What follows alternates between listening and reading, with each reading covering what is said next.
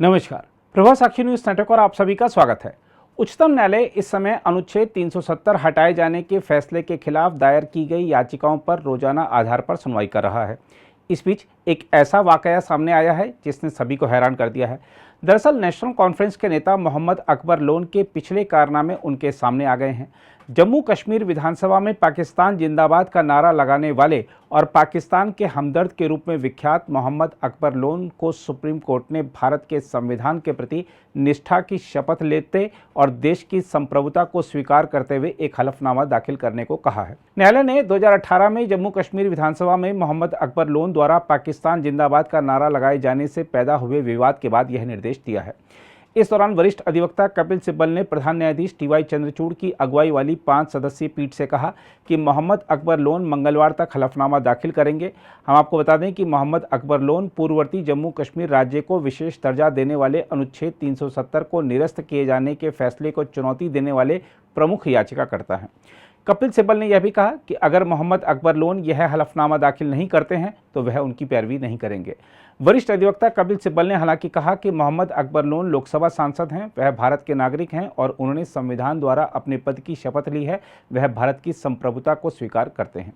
इससे पहले केंद्र की ओर से पेश हुए सॉलिसिटर जनरल तुषार मेहता ने पीठ से कहा कि केंद्र सरकार चाहती है कि मोहम्मद अकबर लोन वर्ष 2018 में जम्मू कश्मीर विधानसभा में पाकिस्तान जिंदाबाद का नारा लगाने के लिए माफ़ी मांगे। उन्होंने कहा कि लोन को यह बताना होगा कि वह संविधान के प्रति निष्ठा रखते हैं, साथ ही जम्मू कश्मीर विधानसभा में नारा लगाने के लिए उन्हें माफ़ी मांगनी होगी। हम आपको बता दें कि कश्मीरी पंडितों के एक समूह ने 1 सितंबर को उच्चतम न्यायालय में नेशनल कॉन्फ्रेंस नेता मोहम्मद अकबर लोन की साख पर सवाल उठाते हुए दावा किया था कि वह अलगाववादी ताकतों के समर्थक हैं। कश्मीरी पंडित युवाओं का समूह होने का दावा करने वाले गैर सरकारी संगठन रूट्स इन कश्मीर ने शीर्ष अदालत में एक हस्तक्षेप अर्जी दायर कर मामले में कुछ अतिरिक्त दस्तावेजों और तथ्यों को रिकॉर्ड पर लेने का आग्रह किया था। अर्जी में आरोप लगाया गया था कि जम्मू कश्मीर नेशनल कॉन्फ्रेंस के नेता मोहम्मद अकबर लोन को जम्मू कश्मीर में सक्रिय अलगाववादी ताकतों के समर्थक के रूप में जाना जाता है जो पाकिस्तान का समर्थन करते हैं। बहरहाल अब देखना होगा कि क्या मंगलवार को मोहम्मद अकबर लोन भारत की संप्रभुता को स्वीकार करने का हलफनामा देते हैं। आइए देखते हैं इस मामले में क्या कह रहे हैं अधिवक्ता मुर्तजा खान। मेरे ख्याल से जहां तक पिटीशन का सवाल है उसमें तो कोई फर्क इसलिए नहीं पड़ेगा कि उसमें अकबर लोन साहब अकेले पिटीशनर नहीं है, उसके अलावा हसनैन मसूदी साहब जो फॉर्मर जज रहे हैं जम्मू कश्मीर हाई कोर्ट के और नेशनल कॉन्फ्रेंस के लीडर हैं और मेंबर पार्लियामेंट भी, तो वो भी उसमें एक पिटीशनर है। जो पिटीशनर तो अपनी जगह स्टैंड करेगी फॉर एनी रीजन अगर उनको एक्सक्लूड भी कर दिया जाता है। लेकिन मेरे ख्याल से अकबर लोन साहब का ये इश्यू जो 2018 का ये बता रहे हैं, 18 के बाद मेरे ख्याल से उसी साल में अकबर लोन साहब मेंबर पार्लियामेंट भी हुए और उन्होंने पार्लियामेंट के अंदर हलफ भी लिया है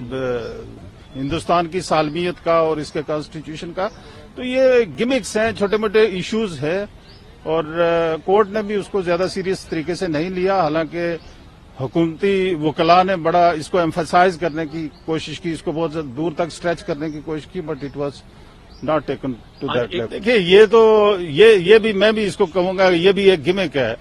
क्योंकि मुझे ये नहीं मालूम है कि कौन से गुजर लीडर्स हैं जिन्होंने ये पिटीशन फाइल की है। अगर हमें लीडर्स की तरफ देखना है तो फिर तो बहुत बड़े बड़े गुजर लीडर्स जो जम्मू कश्मीर के हैं वो या तो नेशनल कॉन्फ्रेंस के साथ जुड़े हैं या पीडीपी के साथ जुड़े हैं, और नेशनल कॉन्फ्रेंस भी पिटीशनर के तौर पे यहाँ पे मौजूद है और पीडीपी भी है, पीपल्स कॉन्फ्रेंस भी है, कई पॉलिटिकल पार्टीज हैं जिनके साथ गुजर लीडर्स जुड़े हुए हैं और वो सारे के सारे यहाँ पिटीशनर के तौर पे आर्टिकल 370 की एब्रोगेशन के खिलाफ सुप्रीम कोर्ट में। सो ये नहीं कहा जा सकता कि कोई एक पिटीशनर जो है वो पूरी कम्युनिटी को रिप्रेजेंट करता है, क्योंकि मोस्टली मैं कहूंगा कि जम्मू कश्मीर के जो गुजर्स हैं वो नेशनल कॉन्फ्रेंस और पीडीपी वगैरह के साथ हला है।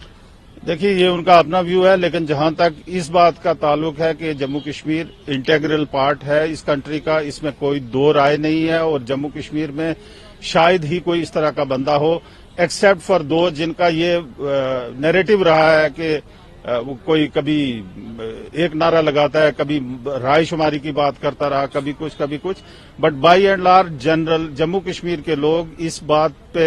बगैर किसी शक शुबे के मुत्तफिक हैं कि जम्मू कश्मीर की इंटीग्रेशन इस मुल्क के साथ हतमी है, फाइनल है, उसमें कोई दो राय की बात नहीं है। यहां सवाल 370 के जरिए से सिर्फ इतना है कि जम्मू कश्मीर को जो आपने स्पेशल स्टेटस दिया था, और वो स्पेशल स्टेटस किसी गवर्नमेंट ऑर्डर से नहीं बल्कि इस मुल्क के जो बड़े बड़े स्टालवर्ड्स थे, जिसमें अयंगर थे, जिसमें सरदार वल्लभ भाई पटेल थे, खुद पंडित नेहरू जी थे, डॉक्टर राजेंद्र प्रसाद का लेटर मौजूद है जिसमें उन्होंने कमिटमेंट्स के नतीजे में जम्मू कश्मीर के लोगों को कुछ प्रिविलेजेस दी हैं, और वो जम्मू कश्मीर के लिए यूनिक नहीं है, वो नॉर्थ ईस्टर्न स्टेट्स के लिए भी हैं, साउथ की कई स्टेट्स हैं, मुल्क के बहुत सारे हिस्से हैं जिनको प्रिविलेजेस दी गई हैं। जम्मू कश्मीर के लोगों का ये मानना है कि अगर आपके फोर फादर्स ने हमारे साथ कमिटमेंट की, उस कमिटमेंट को कैरी फॉरवर्ड कीजिए। आपने जो हमसे वादे किए थे, जो प्रिविलेजेस दी थी,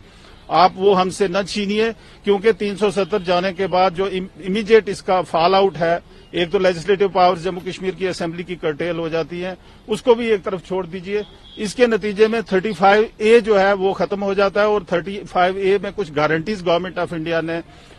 इस मुल्क के बड़े बड़े लीडर्स ने जम्मू कश्मीर के लोगों को दी थी। वो गारंटीज जो है वो,